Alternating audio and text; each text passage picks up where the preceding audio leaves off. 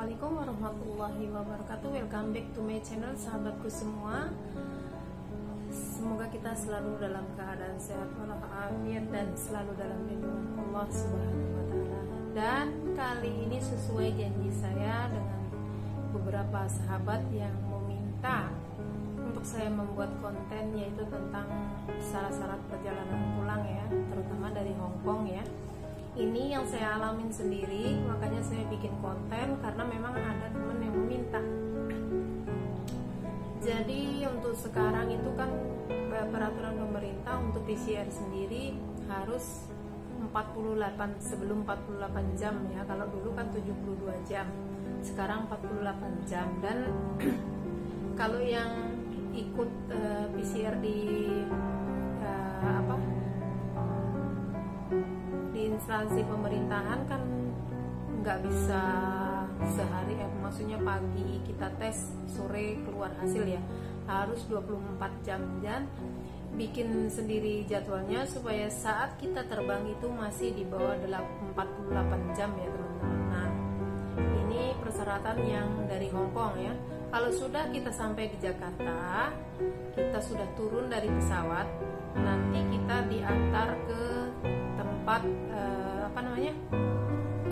ke tempat karantina. Dan itu di situ nanti bakal banyak calo ya. Kalau kita naik ke bis itu bakal banyak calo di situ menawarkan ini itu. Jangan mau. Karena apa? Satu, bagi HP yang memang kita beli dari luar negeri itu memang harus kita beli ini ya, email ya, bukan beli, daftarnya di Bea Cukai, dan itu dilaksanakan setelah kita karantina. Jadi kita itu begitu turun dari pesawat, keluar dari bandara, langsung dijemput, ada mobil jemputan yang mengantarkan kita ke tempat karantina, baik itu di Wisma Atlet, Wisma Nagrek, ataupun di Pasar Rumput ya. Dan kalau yang saya tahu, semua di tempat karantina itu ada fasilitas wifi ya.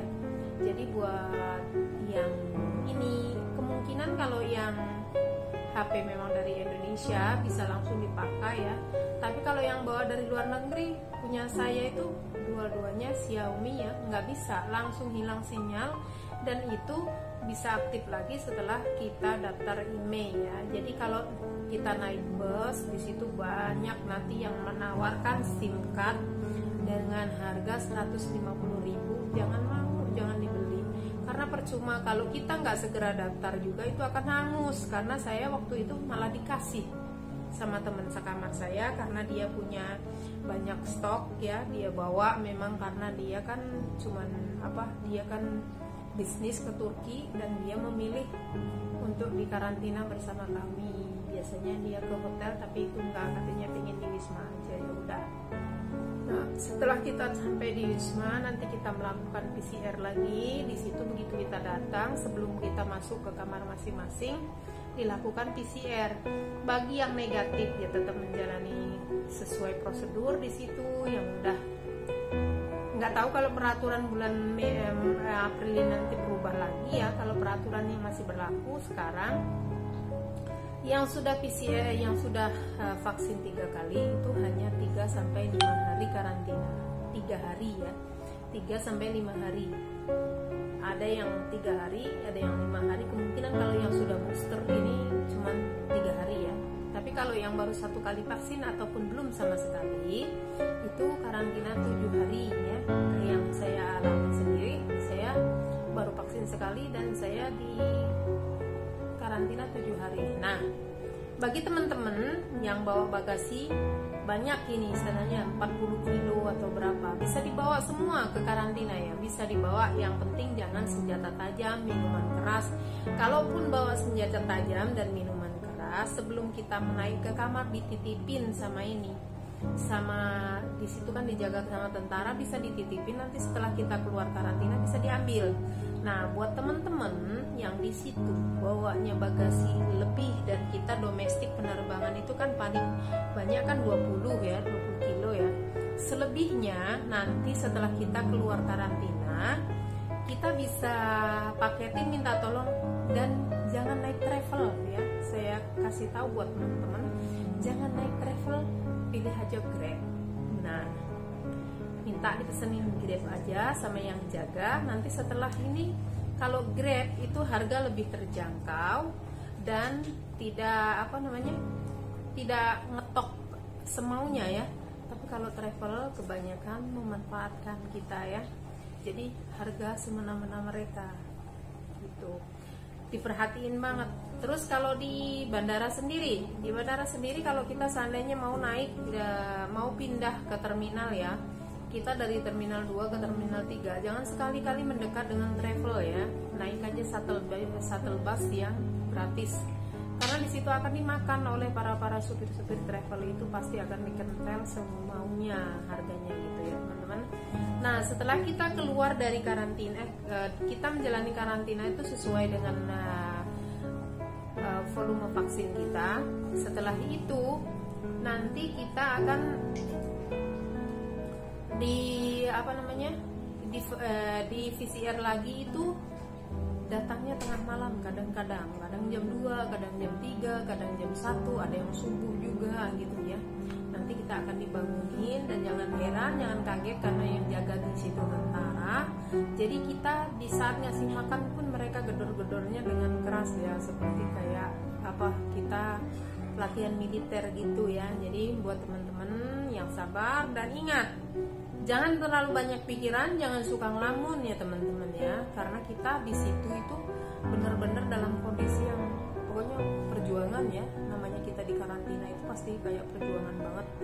Aduh, yang nggak betah ya, nggak ini ya, nggak itu. Nah, setelah kita keluar, PCR kita sudah negatif, waktunya kita pulang. Hati-hati di jalan, ingat jangan naik travel, naik aja Grab ya. Kalau Grab lebih aman, kalau ada yang jemput juga lebih aman ya. Kalau mungkin yang keluarganya dekat-dekat dengan tempat karantina, suruh jemput aja. Kalau memang kelebihan barang bisa diparking sendiri di luar. Nanti setelah kita dijemput oleh sopir Grab, ngomong sama sopir Grab, jadi bisa minta tolong dengan supir Grab tersebut, Mas, yang ini kan bisa untuk ngepak itu bisa minta kardus air ataupun apa ya, kayak yang saya lakukan kemarin. Karena penerbangan lokal kan cuma 20 kilo. Jadi dipak di kardus air itu, dipak rapi, minta lakban sama petugas boleh dikasih ya. Nanti setelah kita pakai dipulangin ke mereka. Habis itu minta tolong sama supir Grab, Pak, saya mau paket barang, tolong diberhentiin di JNI atau JNT gitu. Pasti di ini kan sama supir Grab ya. Ingat, milih Grab yang lebih aman daripada travel ya. Pesan saya, hati-hati. Siapkan untuk persediaan di karantina itu vitamin C. Jadi sebelum Anda melakukan penerbangan, siapkan vitamin C yang mencukupi untuk jatah kita berapa hari kita di karantina. Karena memang vitamin C yang sangat kita butuhkan di karantina. Karena di situ kita berbaur dengan orang banyak yang mungkin dari beberapa negara ya. Jadi setelah kita masuk ke kamar baru sendiri-sendiri. Selama di luar masih, walaupun kita di kamar sendiri berempat ya, tapi namanya kita itu hawanya kan masih hawa orang banyak. Karena di luar itu kan semua kamar ditempatin ya, pasti kan dari mana-mana mereka datang ya. Yang diharapkan kita selalu sehat.